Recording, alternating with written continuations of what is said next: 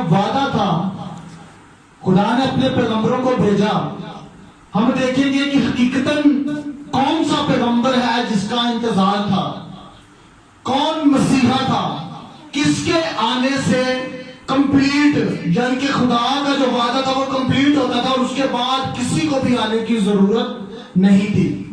اس کے بعد اگر ہونی تھی تو اس کی تبلیغ ہونی تھی، اس کی انجیل کی بشارت ہونی تھی۔ انجیل کا مطلب خوشخبری کہا جاتا ہے۔ تو آج ہم خداوند کے پاک کلام میں سے دیکھیں گے کہ کون سا پیغمبر جو ہے وہ آخری پیغمبر ہونا تھا، جس کے بعد جو ہے اس کی منادی تو کی جانی تھی، لیکن اس کے بعد ایک نئے پیغمبر کو ایک نئی نبوت کی ضرورت نہیں تھی۔ تو آج ہم خداوند کے پاک کلام میں سے دیکھیں گے اور ہم یہ چیز بھی دیکھیں گے کہ پیغمبروں کو آنے کی ضرورت کیوں تھی۔ ہاللیلویا۔ جب خدا نے آدم کو بنایا تو آدم کو اس لیے نہیں بنایا کہ آدم کو بھی کسی پیغمبر کا انتظار ہو۔ آدم کو کمپلیٹ کر کر بنایا گیا، اور جب ہوا کو بنایا گیا تو لکھا ہے کہ خدا نے دیکھا کہ آدم کا اکیلے رہنا اچھا نہیں، تو خدا نے اس کے ساتھ اس کا ایک مددگار بنایا، یعنی کہ وہ میل تھا اس کے ساتھ فیمیل بنایا، کیونکہ لکھا ہے اس نے ان کو نر اور ناری پیدا کیا تاکہ وہ دونوں بڑھ سکیں اور دنیا کو معمور کر سکیں۔ لیکن ہم دیکھیں گے کہ پیغمبروں کے آنے کی کیا ضرورت تھی۔ ہاللیلویا۔ ہم خداوند کے پاک کلام میں سے پیدائش کی کتاب اس کا 3 باب اس کی 15ویں آیت، خداوند کے پاک کلام میں لکھا ہے،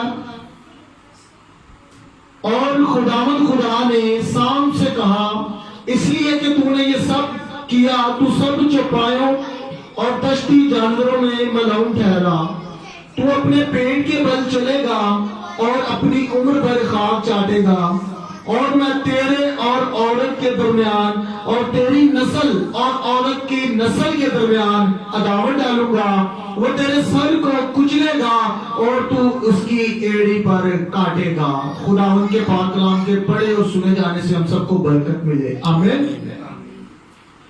یہاں پر پیدائش کی کتاب میں جب آدم اور ہوا کو بنایا گیا اور جب ابلیس جو ہے شیطان میں سمایا اور اس نے آدم اور ہوا سے گناہ کروایا، تو یہاں پر ابلیس کو یعنی کہ سانپ کو بھی سزا دی گئی ہے، اور ساتھ میں آدم کو اور ہوا کو بھی سزا ملی۔ اور یہاں پر کسی کے آنے کا ذکر ہوا ہے، لکھا ہے کہ وہ تیرے سر کو کچلے گا۔ یہ ابلیس کو یعنی کہ جب ابلیس سام کے اندر سمایا تھا تو سام کو یہ بات کہی گئی کہ میں تیرے اور عورت کی نسل کے درمیان عداوت ڈالوں گا، وہ تیرے سر کو کچلے گا تو اور اس کی ایڑی پر کاٹے گا۔ یعنی کہ یہاں پر کسی ایسی شخصیت کا ذکر کیا گیا، کسی ایسے نے آنا تھا جو عورت کی نسل میں سے ہوگا اور کبھی زندگی میں گناہ نہیں کرے گا، کیونکہ اگر وہ گناہ نہیں کرے گا تبھی وہ ابلیس کے سر کو کچلے گا، اور اگر وہ کسی بھی قسم کا گناہ کر کے یا کسی بھی گناہ میں شریک ہو جائے تو اس کا مطلب ہے کہ اس نے ابلیس کے سر کو نہیں کچلا۔ اب دنیا میں بہت سارے پیغمبر آئے ہیں، دیگر مذاہب کے بھی بہت سارے پیغمبر ہیں، ہر ایک کا اپنا اپنا ماننا ہے، لیکن ہم سچائی سے واقف ہوں گے۔ دنیا میں جتنے بھی پیغمبر آئے ہر کسی سے کوئی نہ کوئی غلطی یا خطا ہوتی رہی۔ اگر کسی سے کوئی غلطی خطا نہ بھی ہوئی ہو تو جب ہم دیکھتے ہیں کہ خدا نے جب ہر چیز کو بنایا تو اس کا بیج اس کے اندر ڈال دیا۔ جیسے اگر آپ دیکھیں کہ آپ سیب کو کاٹیں تو سیب کے اندر سے ہی سیب کو بڑھانے کی بیج نکلتے ہیں، آپ آم کو کاٹیں گے تو آم کو دوبارہ لگانے کے لیے آم کے اندر اس کی گٹھلی ہوگی۔ کوئی بھی چیز ہے اس کے اندر ہی اس کا بیج ہوتا ہے۔ یہی چیز خدا نے انسان کے اندر بھی ڈالی کہ انسان کے اندر سے ہی آپ انسان کو پیدا کر سکتے ہیں۔ لیکن اب اگر ہم بات کریں، جیسے ہمارے درمیان موسیٰ بیٹھا ہوا ہے، اگر میں موسیٰ سے پوچھوں کہ تمہارے بچوں کا کیا حال ہے تو یہ کیسا سوال ہوگا؟ اور ہم اس بات پر ہو سکتا ہم سے بھی کہ یہ کیسا سوال ہے کہ میں ایک چھوٹے بچے سے پوچھ رہا ہوں کہ تمہارے بچوں کا کیا حال ہے، اور اس بات کا جواب میرے خیال میں موسیٰ دے بھی نہیں سکتے کہ اس کے بچوں کا کیا حال ہے، کیونکہ اس نے ابھی تک اپنے بچے دیکھے نہیں، لیکن اس کے بچے ابھی کدھر ہیں؟ اسی کے اندر ہیں۔ ایک وقت آئے گا، ایک عمر آئے گی جب وہ بڑا ہوگا، اس کی شادی ہوگی اور اس کے بھی بچے ہوں گے، لیکن ابھی اس کے بچے کدھر ہیں؟ اسی کے اندر ہیں۔ اسی طرح جب موسیٰ نہیں تھا تو موسیٰ کہا تھا اپنے باپ کے اندر۔ اب اگر ہم کہیں گے جب اس کا باپ نہیں تھا وہ کہا تھا تو وہ اپنے باپ کے اندر۔ تو جب ہم اسی طرح جاتے جائیں تو آدم پر آ کر ہم سٹاپ ہو جاتے ہیں، جس سے ہمیں پتا چلتا ہے کہ پہلا جو بیج ہے وہ آدم میں سے نکلا۔ جب آدم نے ہی گناہ کر لیا تو آگے تمام بنی نوع انسان جو ہے وہ گناہ کی پیدائش ہوئے۔ کہ ہم لوگ ایسے ہوئے کہ ہم نے کیا کچھ نہیں، لیکن وہ گناہ ہمارے سر پر آ گیا کیونکہ ہم گناہ کی بیج میں سے پیدا ہوئے۔ تو خدا نے کسی ایسے کو بھیجنا تھا جو گناہ پر فتح پا سکے اور اس کے اندر وہ بیج والا گناہ بھی نہ ہو، اس لیے اس نے کہا کہ میں تیرے اور عورت کی نسل کے درمیان عداوت ڈالوں گا۔ اور سوائے خداوند یسوع مسیح کے، سوائے یسوع مسیح کے دنیا میں ایسی کوئی ہستی نہیں جو صرف عورت میں سے پیدا ہوئی ہو۔ ہاللیلویا۔ 100% جو پاکیزگی ہے وہ یسوع مسیح پر اترتی ہے۔ سوائے یسوع مسیح کے 100% انسان کوئی بھی پاک نہیں تھا اور نہ ہے نہ ہو سکتا ہے، کیونکہ خداوند یسوع مسیح انسان میں سے نہیں خدا کے روح میں سے پیدا ہو کر آیا۔ اس لیے خداوند یسوع مسیح جو ہے وہ 100% جو ہے پاکیزگی سے مامور تھے اور وہی گناہ پر فتح پا سکتے تھے۔ اگر ہم دیگر لوگوں کی طرف، دیگر جو ہے پیغمبروں کی طرف بھی دیکھیں تو کوئی بھی دنیا کا پیغمبر ایسا نہیں جو یسوع مسیح کے معیار پر اتر سکے۔ ہاللیلویا۔ اب ہم جب آگے دیکھتے ہیں تو دنیا میں بہت ساری باتیں کرنے والے ہمیں ملتے ہیں، مختلف عقیدے ملتے ہیں، لیکن یسوع مسیح کی طرح ہمیں کوئی بھی نہیں ملتا۔ دنیا میں جتنے بھی پیغمبر، جتنے بھی ولی آئے، سب نے لوگوں کو سمجھایا، کسی نے کسی کو میلے دیے، کسی نے مندر دیے، کسی نے نمازیں دی، کسی نے پوجا سکھا دی، لیکن کسی نے بھی اپنے اوپر دعویٰ نہیں کیا سوائے خداوند یسوع مسیح کے۔ جب وہ اس دنیا میں آئے تو خداوند یسوع مسیح نے کہا کہ قیامت اور زندگی تو میں ہوں، جو کوئی مجھ پر ایمان لائے گا وہ مر بھی جائے تو ہمیشہ کے لیے زندہ رہے گا۔ ہاللیلویا۔ یہ دعویٰ صرف یسوع مسیح نے کیا ہے، اس کے سوا اور کسی نے نہیں۔ آج جتنے بھی دنیا میں دیگر مذاہب ہیں، ان کے وہ جن کو بھی مانتے ہیں وہ آئے اور چلے گئے، سوائے خداوند یسوع مسیح کے۔ خداوند یسوع مسیح وہ واحد ہستی ہے جس نے موت پر فتح پا کر دکھائی، جس نے مر کر زندہ ہو کر اور اپنے زبان مبارکہ سے کہا کہ دیکھو میں مر گیا تھا اور اب زندہ ہوں اور اب الابد زندہ رہوں گا۔ ہاللیلویا۔ یہ بات یسوع مسیح کے سوا اور کسی نے نہیں کہی کہ میں مر گیا تھا اور اب زندہ ہوں اور عبدالآباد زندہ رہوں گا۔ جو خود میں زندگی رکھتا ہے وہ دوسرے کو بھی زندگی دینے کا اختیار رکھتا ہے۔ جب ہم گناہ کی بات کرتے ہیں تو جیسے داؤد بادشاہ سے گناہ ہوا اور اس نے اقرار کیا کہ منو وچ گناہ دے جمیا میری مائی، اس نے بھی اس آدم کی بات کو ایکسپٹ کیا کہ میں گناہ میں پیدا ہوا ہوں اور میں انسان ہوں اور میں گناہ کر لیا، مجھ سے غلطی ہو گئی، لیکن جب ہم یسوع مسیح کے بارے میں پڑھتے ہیں تو جب اس کو سردار کاہنوں کے حوالے بھی کیا گیا، صدر عدالت میں لے جایا گیا، تو خداوند یسوع مسیح کی طرح کوئی نہیں آج کہہ سکتا، اور نہ کسی نے کہا ہے۔ اس نے بڑی جماعت میں کھڑے ہو کر کہا کہ تم میں سے کون ہے جو مجھ میں سے گناہ ثابت کرے۔ ہاللیلویا۔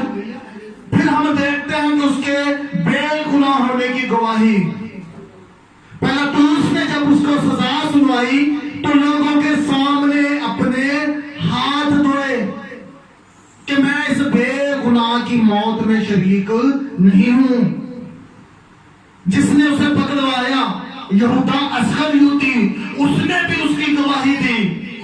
جب اس نے دیکھا اسے مارا جا رہا ہے، صلیب دی جا رہی ہے، اس نے کہا کہ میں نے بہت بڑی غلطی کی کہ ایک بے گناہ کو موت کے حوالے کیا،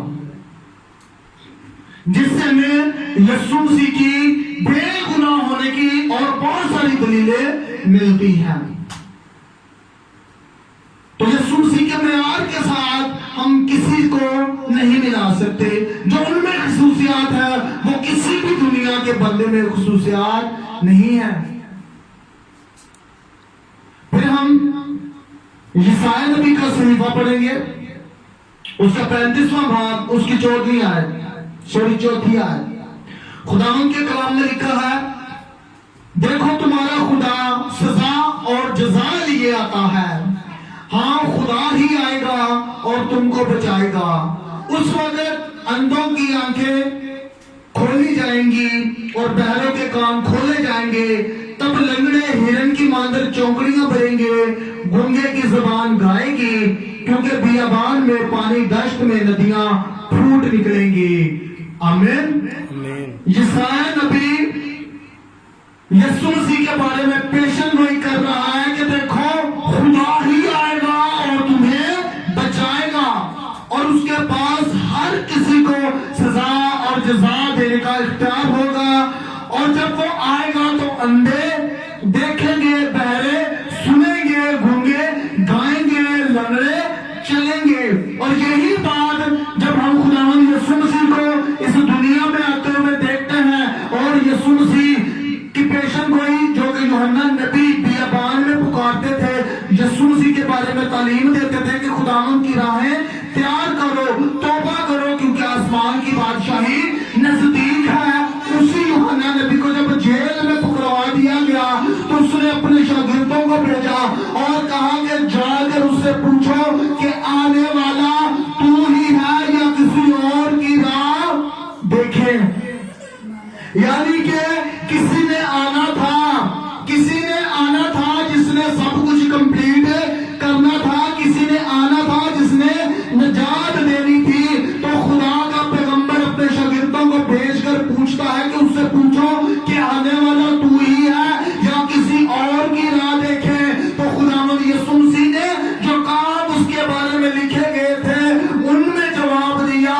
اس نے اس کو یہ نہیں کہا کہ جا کر کہو کہ میں ہی مسیحی ہوں۔ یسوع مسیح نے اس کے شاگردوں سے کہا کہ اس سے جا کر تم جو دیکھتے ہو وہ بیان کرو کہ لنگڑے چلتے ہیں، گونگے بولتے ہیں، اندھے دیکھتے ہیں، کوڑی پاک صاف کیے جاتے ہیں۔ ہاللیلویا۔ یہ جو معجزوں کی قدرت تھی یہ بھی سوائے یسوع مسیح کے اور کسی کے پاس نہیں تھی۔ لوگ بے بسی میں گھومتے تھے کہ ہم کہاں جائیں، کیا کریں۔ ان کو اپنی روحانی بیماریوں میں سے نکلنے کے لیے کوئی بھی راہ نظر نہیں آتی تھی۔ لیکن جب یسوع مسیح اس دنیا میں آئے تو یسوع مسیح نے آ کر لوگوں کو بتایا کہ راہ، حق اور زندگی میں ہوں۔ بھٹکنا ختم کر دو، میری طرف دیکھو، راہ اور حق اور زندگی میں ہوں۔ لیکن افسوس کے ساتھ آج بھی کچھ لوگوں کو اس کا کلام سمجھ میں نہیں آتا۔ آج بھی لوگ ادھر ادھر بھٹکتے ہیں لیکن مسیحی کی طرف نہیں دیکھتے۔ پھر ہم خداوند یسوع مسیح کے بارے میں فرشتے کی زبانی پیشن گوئی پڑھیں گے۔ لکھا ہے اس کے بیٹا ہوگا اور تو اس کا نام یسوع رکھنا، کیونکہ وہی اپنے لوگوں کو ان کے گناہوں سے نجات دے گا۔ ہاللیلویا۔ یہ سب سے بڑی، سب سے اہم پیشن گوئی ہے کہ وہ اپنے لوگوں کو ان کے گناہوں سے نجات دے گا۔ دنیا میں کسی کے بارے میں یہ الفاظ استعمال نہیں کیے گئے کہ وہ آئے گا اور اپنے لوگوں کو ان کے گناہوں سے نجات دے گا۔ دنیا میں بہت سے لوگ آئے، بہت سے بھگوان کہلے اترے، بہت سارے ولی عالم اترے، لیکن کسی نے بھی گناہوں سے نجات دینے کا دعویٰ نہیں کیا سوائے مسیح کی ذات کے، کیونکہ اس نے اپنے حق میں کہا کہ خدا نے دنیا سے ایسی محبت رکھی کہ اپنا اکلوتا بیٹا بخش دیا تاکہ جو کوئی اس پر ایمان لائے ہلاک نہ ہو بلکہ ہمیشہ کی زندگی پائے۔ آمین۔ تو مسیح کی صلیب لینے سے، مسیح کی جان دینے سے ہم لوگوں نے شفا پائی ہے۔ ہم دیکھتے ہیں کہ جب آدم نے گناہ کیا تو انسان جو ہے خدا سے دور ہوا، پھر یہ سلسلہ کچھ عرصہ چلتا رہا اور انسان کے اندر گناہ اتنا زیادہ بڑھ گیا کہ لکھا ہے خدا دنیا بنانے سے پچھتایا۔ انسان کا گناہ اس قدر بڑھ گیا کہ خدا دنیا بنانے سے پچھتایا، اور خدا نے سوچا کہ میں تمام دنیا کو مٹا ڈالوں گا اور پھر سے نئی دنیا بناؤں گا۔ لیکن جب خدا نے یہ سوچا تو ہم دیکھتے ہیں کہ خدا کو پوری دنیا میں ایک بندہ جو ہے وہ پسند آیا۔ اس کو ایک شخص ایسا ملا جو اس کا خوف رکھتا تھا، جو اس سے ڈرتا تھا، اور اس کا نام تھا نوح۔ اس کا نام کیا تھا؟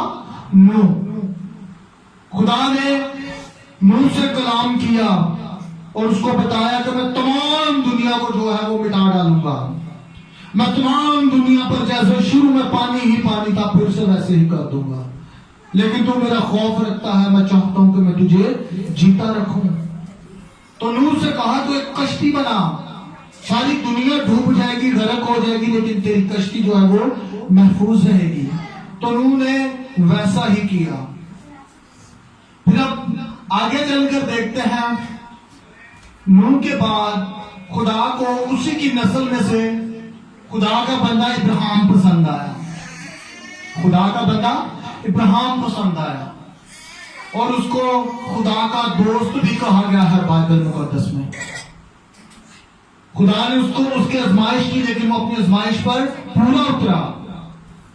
اس کو برکت دی گئی کہ میں تیری تمام نسل جو ہے وہ تاروں کی مانند بڑھا دوں گا، جو کوئی تجھ پر سلامتی کرے اس پر سلامتی ہوگی، اور جو کوئی تجھ پر لعنت کرے گا اس پر لعنت ہوگی۔ تو اسی طرح خدا اپنے جو بندے اسے پسند آئے اس کا خوف مانتے تھے، خدا نے ان کے وسیلے سے ان کی نسل کو کیا دی؟ برکت دی۔ لیکن اس کا ہرگز مطلب یہ نہیں ہے کہ ان میں سے کوئی مسیحا تھا یا مسیحی تھا۔ وہ لوگ اپنے کاموں کی بدولت خدا کو پسند ہے۔ پھر ہم دیکھتے ہیں کہ خدا نے جب اپنی قوم کو غیر قوموں میں جاتے ہوئے دیکھا اور دیکھا کہ وہ مصریوں کی فرعون کی غلامی میں پھنس گئے ہیں، جو کہ حضرت یوسف کے بارے میں اگر آپ پڑھیں تو اس کا آپ کو کمپلیٹ پتا چلے گا۔ پھر خدا نے وہاں پر اپنے بندہ موسیٰ کو چنا تاکہ اپنی قوم کو پھر سے غلامی سے نکال سکے اور یہ لوگ خوشحال رہ سکے۔ تو پھر خدا نے موسیٰ کے وسیلے سے اپنے لوگوں کو نکالا، لیکن اس کا بھی ہرگز مطلب یہ نہیں تھا موسیٰ مسیحی تھا یا آنے والا جو تھا وہ موسیٰ تھا۔ پھر اس کے بعد ہم دیکھتے ہیں کہ جیسے جیسے وقت گزرا اسرائیلی جو ہے وہ پھر سے گمراہی میں ہوئے، اور پھر ہم دیکھتے ہیں کہ خدا نے اپنے بندہ سیموئیل کو چنا۔ یہ میں آپ کو تھوڑا شارٹ کر کے بتا رہا ہوں۔ कंप्लीट नबियों के बारे में नहीं, मुसलसल मैं आपको शॉर्ट फॉर्म में बता रहा हूँ जिससे आपको हकीकतन समझ आ सके। फिर उसने अपने बंदा सैमुएल को चुना और सैमुएल ने खुदा से रिक्वेस्ट की कि इसराइल के लिए एक बादशाह हो। उसकी इस बात पर खुदा नाराज तो हुआ, लेकिन उनमें से शाऊल को बादशाह मुकर्रर किया गया।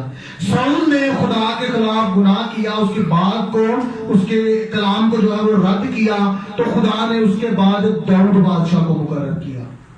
और दाऊद बादशाह की खिदमत खुदा को इस कदर पसंद आई कि खुदा ने उसका तख्त जो है हमेशा के लिए कायम रखने का वादा किया। लेकिन ये स्पिरिचुअली, रूहानी तौर पर कहा गया। फिर उसके बाद हम देखते हैं सुलेमान बादशाह से फिर से जो है वो इसराइली जो है वो गुमराही में आए।